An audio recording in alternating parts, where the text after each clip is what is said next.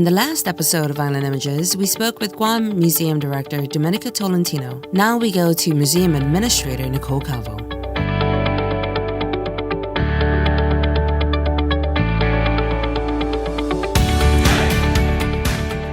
Okay, so right now we are on the second floor at the Guam Museum, and this scene, the background is just absolutely beautiful.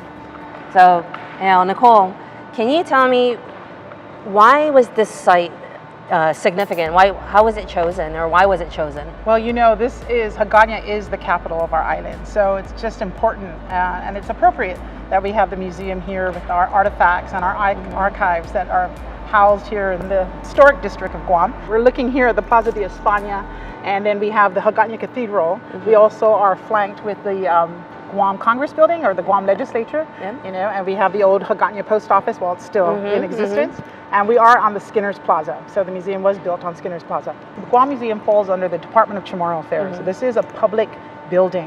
What the Department of Chamorro Affairs, the Guam Museum Division, has contracted a local company, Galiti Group, LLC, and they are a management, communications, marketing firm, and they've been contracted to run the museum. We also work very well and collaboratively with the Guam Museum Foundation. It's a nonprofit arm of the museum, and they do fundraising and help to augment the programs that we have here at the museum. And also developing the organizational capacity of our people here to be stewards of the collection.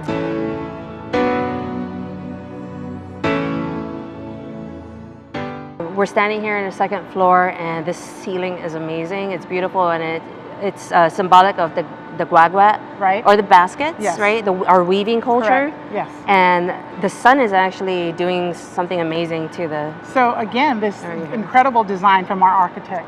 What he decided was, when we have the plexiglass on top, as the sun rises and sets, the patterns from the sun will come down to the floor of this atrium and show different patterns of tinifuk and so forth, right? If I was to go into the Halamtano or into the jungles of Guam, it would be the canopy of the jungle. Yes. And so this is kind of symbolic of that as well. I see words here, and I know they're Chamorro, Spanish, and English. Right. What is the significance? So the architect, one of the ideas he had is to put words that will highlight and feature things that incorporate our Chamorro culture and our values.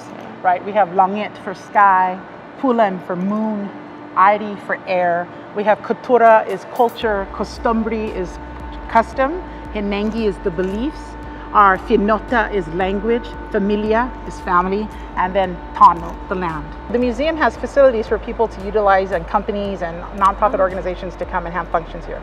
And that's part of the sustainability of it. Great. And also the theater, it's a really wonderful little theater. Right. I know there's also a partnership with other... Yes, we've had the Guam International Film Festival. We continue to be a partner with them, and so I think it's been the second year that they've had their showings here at the theater that seats about, I want to say it's about 150 in the capacity of the theater. We've also had working with different organizations that have had certain things in the lectures and so forth in the theater. The Guam Territory Band is one of the groups, too, nonprofit organization that where they're able to house some of their equipment here, and then they have rehearsals here too. The atrium where we're at, they've had a wedding here, they've had several events here, and also down in the main lobby area, the admissions area. We have traveling exhibits that open every 3 months, and currently we have a Paul Jacquelet Visions of Micronesia and Asia. It's currently open for the public, and for a nominal fee, we have students that can come in for $1, and then for Manumko or elderly, it's free for the Manumko, and also for children 5 and below is also free. If people are interested in utilizing the museum, all they have to do is call up the Guam Museum and speak to the people in the main office, and they can totally schedule them. So we do welcome everyone to come. The museum hours of operation are Tuesday through Sunday from 10 to 5 o'clock.